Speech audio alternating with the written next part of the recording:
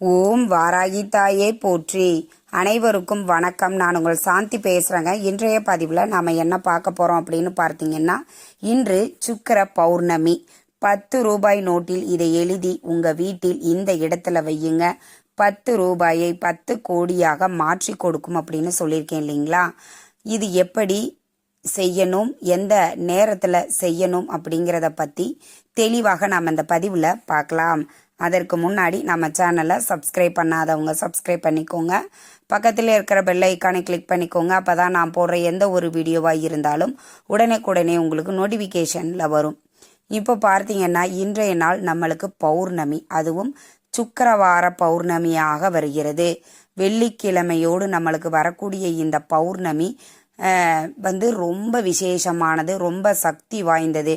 இந்த நிலா ஒரு மாதிரி பிங்க் ஷேடில் தெரியுமா, ஸ்ட்ராபெரி அந்த நிறத்தில் இந்த நிலா தெரியும் அப்படின்னு சொல்லியிருக்காங்க. அதே மாதிரி பார்த்தீங்கன்னா, இந்த பௌர்ணமி நம்ம ஆன்மீக ரீதியாக பார்க்கும் பொழுது ரொம்ப விசேஷமான சக்தி வாய்ந்த ஒரு பௌர்ணமி. சுகபோக வாழ்க்கை யாருக்கெல்லாம் வேணுமோ அவங்க எல்லாமே இந்த பரிகாரத்தை தாராளமாக செய்யலாம். ஒரு சுகபோக வாழ்க்கையை வாழ்வதற்கும், ஒரு லக்ஸுரி லைஃபை நான் வாழணுங்க அப்படின்னு நிறைய பேரோட கனவாக இருக்கும் இல்லைங்களா? அதற்கான முயற்சியை இந்த பரிகாரத்தை செய்வதன் மூலமாக அந்த சுகபோக வாழ்க்கையை நம்மளுக்கு கொடுக்கும். முதல்ல பௌர்ணமி நாட்களில் நாம் என்னெல்லாம் செய்யணும் அப்படின்னு பார்த்தீங்கன்னா, பௌர்ணமி நாட்களில் நிறைய பேர் அண்ணாமலையாருக்கு கிரிவலம் போவாங்க. வாய்ப்பு இருக்கிறவங்க உங்கள் ஊரில் கிரிவலம் போகிற இடம், ஒரு நிறைய பேர் எல்லாருமே திருவண்ணாமலையில் கிரிவலம் போகிறது கிடையாது. உதாரணத்திற்கு பார்த்தீங்கன்னா, திருச்செங்கோடு எங்கள் ஊரில் பார்த்தீங்கன்னா அர்த்தநாரீஸ்வரருக்கு கிரிவலம் போவாங்க. அந்த மாதிரி அவங்க ஊர்களில் இருக்கக்கூடிய ஊர்களில் நீங்கள் உங்களுக்கு இப்போ கிரிவலம் போகக்கூடிய கோயில்கள் இருக்குது அப்படின்னா அங்கே நீங்கள் தாராளமாக கிரிவலம் போகலாம். அதே மாதிரி உங்களுக்கு சுகபோகமான ஒரு லக்ஸுரியான ஒரு வாழ்க்கை வாழணும் அப்படின்னா இந்த பௌர்ணமி அன்று பார்த்தீங்கன்னா அன்னதானம் செய்வது மிக மிக சிறப்பு. அதனால் யாராவது ஒருவருக்கு அன்னதானம் செய்யுங்கள்.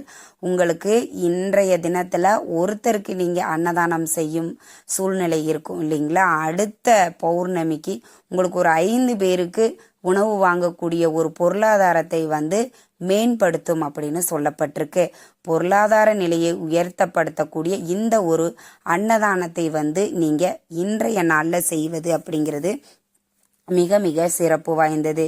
சரிங்க, இப்போ 10 ரூபாயை 10 கோடியாக மாற்றக்கூடிய அந்த ஒரு பரிகாரம் என்ன, எப்படி செய்யணும் அப்படின்றத பார்க்கலாம்.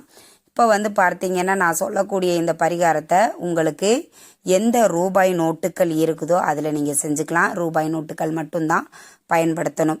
10 ரூபாயிலிருந்து 20 ரூபாய், 200 ரூபாய், 100 ரூபாய், 500 ரூபாய், இப்படி உங்ககிட்ட என்ன இருக்குதோ அதில் நீங்கள் இப்போ நான் சொல்லக்கூடிய இந்த ஒரு நம்பரை மட்டும் நீங்கள் எழுதுங்க. அதே மாதிரி பார்த்தீங்க அப்படின்னா, இந்த நோட்டை செலவு செய்யக்கூடாது.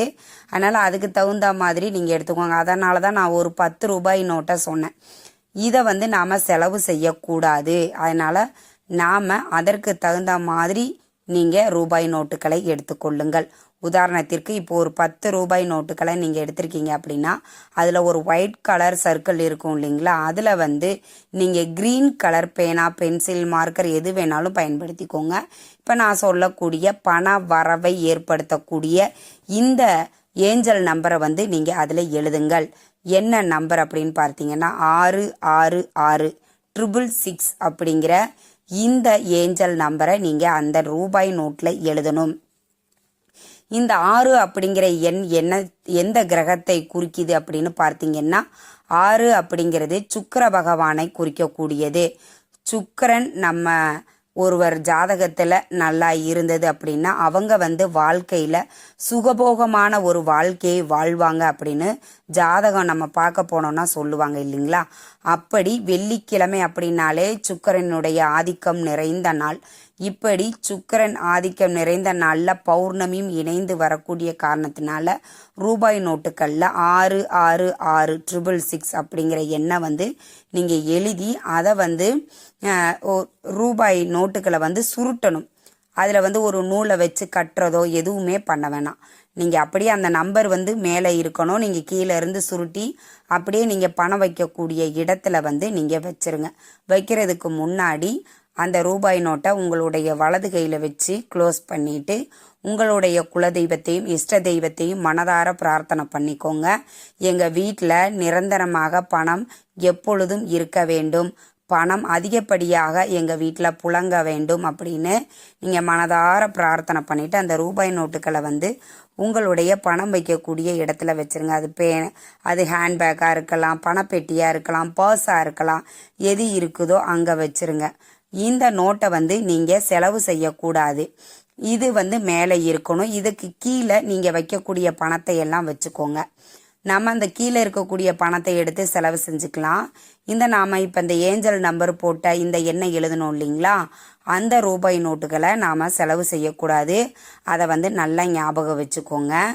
இது அப்படியே இருக்கட்டும், எதுவுமே ஆகாது. இப்படி ஒரு தடவை நீங்கள் வச்சு பாருங்க. உங்கள் பண வரவில் மிகப்பெரிய ஒரு மாற்றத்தை ஏற்படுத்தும்.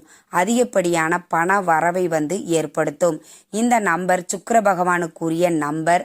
அதனால் இந்த ரூபாய் நோட்டுக்களில் நம்ம அந்த சுக்கிர பகவானுக்குரிய நம்பரை எழுதும்போது தன லாபம் ஏற்படும், பொன் பொருள் சேரும், ஒரு சுகபோகமான ஒரு லக்ஸுரியான ஒரு லைஃப் வந்து அமையும். அது வந்து இந்த எண் வந்து அமைத்து கொடுக்கும் அப்படின்னு சொல்லப்பட்டிருக்கு.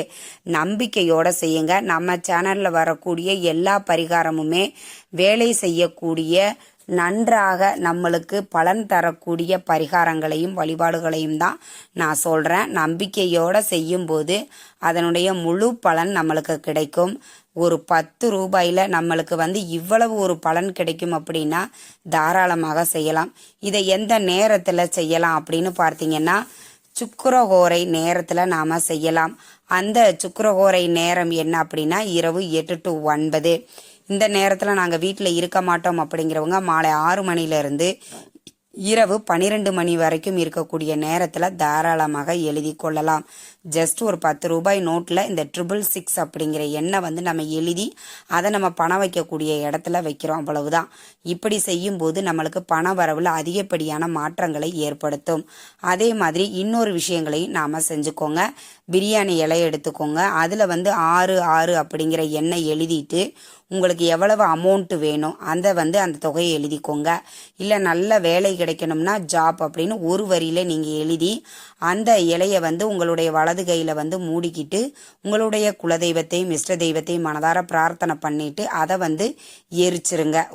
ஒரு தீப்பெட்டி எடுத்து அதை எரித்து சாம்பலாக்கிருங்க. இப்படி செய்யும் போதும் உங்களுடைய பண வரவாக இருக்கட்டும், நீங்கள் என்ன நினச்சி நீங்கள் அதில் எழுதியிருக்கிறீங்களோ அது நிச்சயம் நடக்கும் அப்படிங்கிறதுல எந்த ஒரு மாற்று கருத்தும் கிடையாது. எந்த ஒரு விஷயத்தையும் நாம் நம்பிக்கையோட செய்யணும். அப்பதான் அதனுடைய முழு பலனும் நம்மளுக்கு கிடைக்கும். இந்த தகவல் உங்களுக்கு ரொம்பவுமே பயனுள்ளதாக இருந்திருக்கும்னு நினைக்கிறேங்க. வீடியோ பிடிச்சிருந்தா லைக் பண்ணுங்க, ஷேர் பண்ணுங்க, கமெண்ட் பண்ணுங்க. இந்த பதிவை உங்களுடைய உற்றார் உறவினர்கள் நண்பர்களுக்கும் ஷேர் பண்ணுங்க. அவங்களும் பார்த்து பயன்பெறட்டும். நன்றி, வணக்கம்.